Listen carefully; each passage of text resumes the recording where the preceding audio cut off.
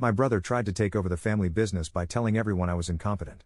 He said, "You should just step aside." I brought up his fake invoices at the next board meeting. He got voted out. My name's Callum Burrows. If you're from the greater Pittsburgh area and know anything about steel, then you probably know about Burrows & Sons Steelworks. My grandfather started the business back in the 1950s, and our company's steel is in some of the most iconic structures around the city. Our legacy was built on blood, sweat, and calloused hands, a legacy my father drilled into us from the moment we could walk. Growing up, I always knew I'd be the one to take over. I was the oldest, and, honestly, I was the responsible one. My younger brother, Elias, was. Well, he was Elias. Charming, smooth-talking, had that golden boy energy everyone seemed to love. While I was hitting the books and studying operations management in college, Elias was making friends, cutting deals, and finding his way into every exclusive circle he could. He wasn't one for heavy lifting or getting his hands dirty, he was more of the front man, the type who'd pat the factory workers on the back and have a beer with them, but he'd never actually lift a finger to help. We didn't exactly get along, but we weren't enemies either. I thought we were just two brothers with different skill sets, him in PR, me in management. After our dad stepped down, I stepped up as CEO. It was time, after all. I'd been preparing for it all my life. But Elias. Let's just say he didn't see it that way. One day, after a particularly tense meeting, he pulled me aside in the hallway. He was leaning against the wall, looking smug as ever. "Cal, don't you think you're overthinking this expansion plan?" he asked, giving me that sideways smirk of his. "What do you mean?" I replied, not really in the mood for his unsolicited advice. He shrugged, that smirk widening. "I'm just saying, maybe someone with a bit more, I don't know, vision should take the lead. You're playing it safe." I laughed it off at the time, saying, "Well, if you've got ideas, bring them to the board, Elias. That's what we're here for." "Oh, I'll bring them up," he said, his voice dropping. "I just think the board would respect someone with a bit more, charisma." I'll admit, his words stung, but I brushed them off. I'd worked too hard to let my kid brother's digs get to me. Yet, over the next few months, things started to shift. Elias had this way of talking to the factory workers, dropping little comments here and there. One day, I overheard him chatting with some of the guys in the loading bay. "Look, Cal's doing his best, I guess," he said, loud enough for me to hear. "But don't you think we need someone with a little more grit? Dad had that. It's different with Cal. Sometimes I feel like he's just out of his depth." I felt the blood drain from my face as I heard him, but I held back. Confronting him right then and there wouldn't have done any good. Instead, I tried to brush it off as Elias being Elias. He'd always had a big mouth and a bigger ego. But it didn't stop there. At family dinners, he'd make snide comments about my leadership style. One Sunday at my parents' place, he brought it up in front of everyone. "You know, Dad, I think Cal could use a little more hands-on experience," he said, smirking over his glass of wine. "I mean, he's got the brains, but I don't know if he really gets what it's like on the floor." My dad looked between us, clearly uncomfortable. "Elias, your brother's been around the company for years. He's doing a great job." Sure, Elias said, shrugging. "I'm just saying. Maybe the board would benefit from hearing a fresh perspective." I gritted my teeth, trying to keep calm. "You're welcome to bring your perspective to the board anytime, Elias," I replied, forcing a smile. "Just remember I'm the one with the title." Elias held up his hands, a mock look of innocence on his face. "Hey, no offense, big brother. Just trying to help out." It was getting harder and harder to ignore the way he was chipping away at me, eroding my reputation, bit by bit, with every careless comment and half-hearted jab. The workers on the floor started looking at me differently. When I walked through the factory, I could sense the unease, the looks of doubt. And Elias. He seemed to be loving every second of it. But then, I started noticing something strange. One Friday afternoon, Margie, our longtime accountant, a tough, sharp-eyed woman who'd been with the company longer than either of us, came into my office looking worried. "Cal, can I talk to you for a minute?" she asked, glancing around as if making sure no one else could hear. "Of course, Margie. What's up?" She pulled a thick file out of her bag and set it on my desk. "I've been noticing some irregularities." I frowned, opening the file. It was filled with invoices, some of which I didn't recognize at all. "What is this?" "That's what I've been trying to figure out," she replied, her voice low. "There are orders here that don't match any of our actual supplies. Materials we supposedly ordered, but they never came in. Payments we made to companies I can't trace." I felt a chill run down my spine as I flipped through the documents. There were tens of thousands missing, all tied to fake invoices and non-existent supplies. But there was a name that kept coming up as the approval signatory. "Elias. Are you sure about this, Margie?" I asked, though I already knew the answer. She nodded, her face serious. I've checked it over a dozen times, Cal. These funds are disappearing, and Elias's name is all over it. My hands were trembling as I closed the file. It didn't seem real. My own brother? The same guy I'd trusted to handle PR, who I'd thought had my back, stealing from us. Margie was watching me closely. Cal, what are you going to do? I didn't have an answer. I told her to keep it quiet, that I'd handle it. But I had no idea what handling it even meant. I spent the weekend agonizing over it, wondering if there was some explanation. Maybe it was all a misunderstanding.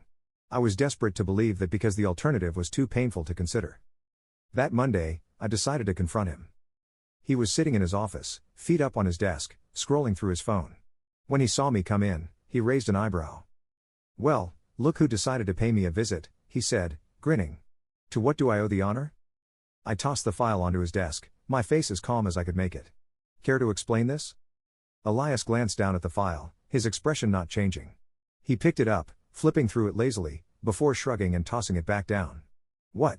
I don't see the problem, Cal. It's just some necessary expenses. Necessary expenses?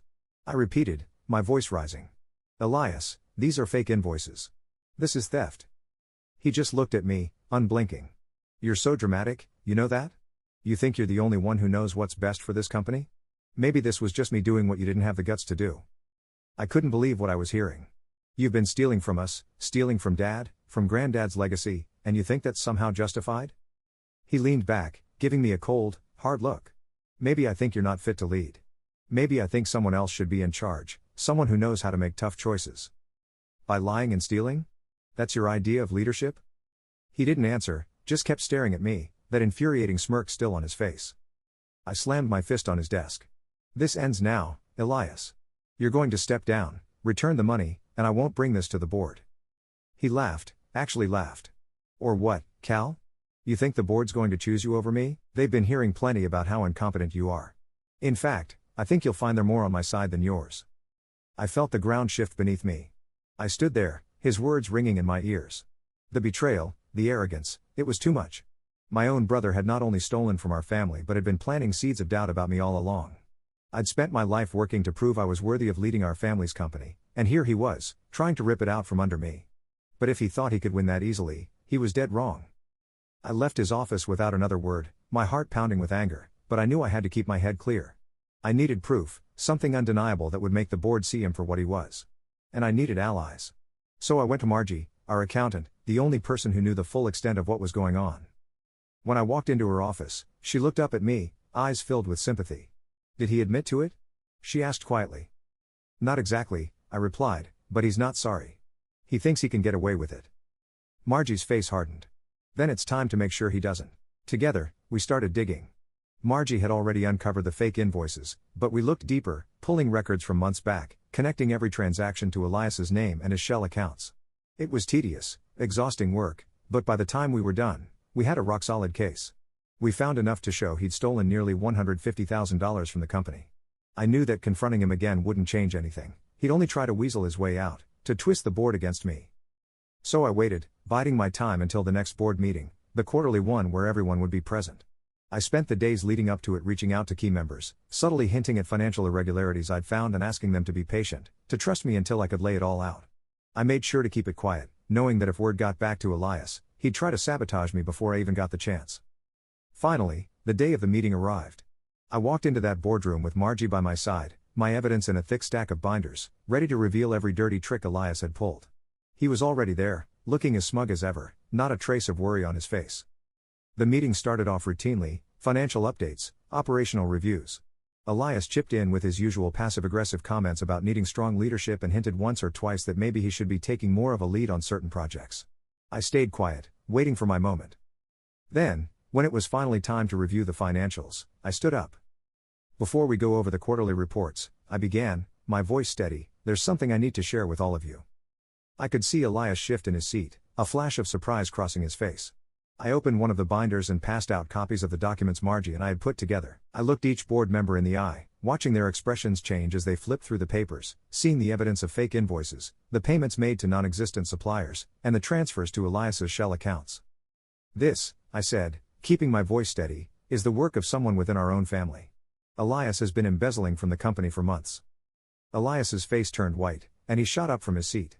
This is ridiculous, he shouted, his voice cracking. You're just trying to set me up because you're scared I'll take over. You know they're going to choose me. One of the board members, Mr. Greer, a friend of our father's, looked over at him with narrowed eyes. Is this true, Elias? These records show your approval on every one of these transactions. How do you explain that? Elias stammered, his usual charm slipping. These are lies. Cal forged these to make me look bad. He's always been jealous, always wanted to keep me out. You know that, Mr. Greer. But Greer wasn't buying it. He flipped through the documents, nodding slowly, his face growing darker with each page. No, Elias. This is your signature, your name on every single one. Do you have any idea what this has done to the company's finances?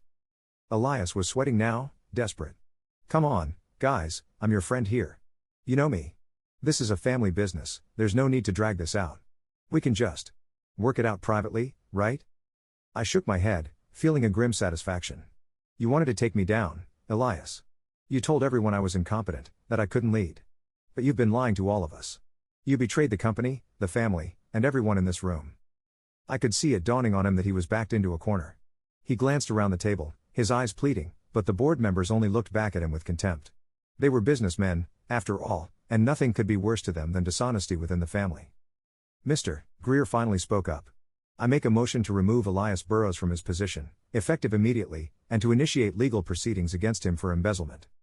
The other board members murmured their agreement, and just like that, the vote was unanimous. Elias looked at me one last time, a mixture of anger and desperation on his face. You think you've won, Callum? You think this makes you better than me? You just got lucky. I looked back at him, calm, unbothered. No, Elias. I worked hard, and I earned this. You tried to take a shortcut, and you got caught. Goodbye. With that, he stormed out of the boardroom, slamming the door behind him. I stood there for a moment, letting it all sink in. It wasn't the victory I'd wanted, but it was the one I needed.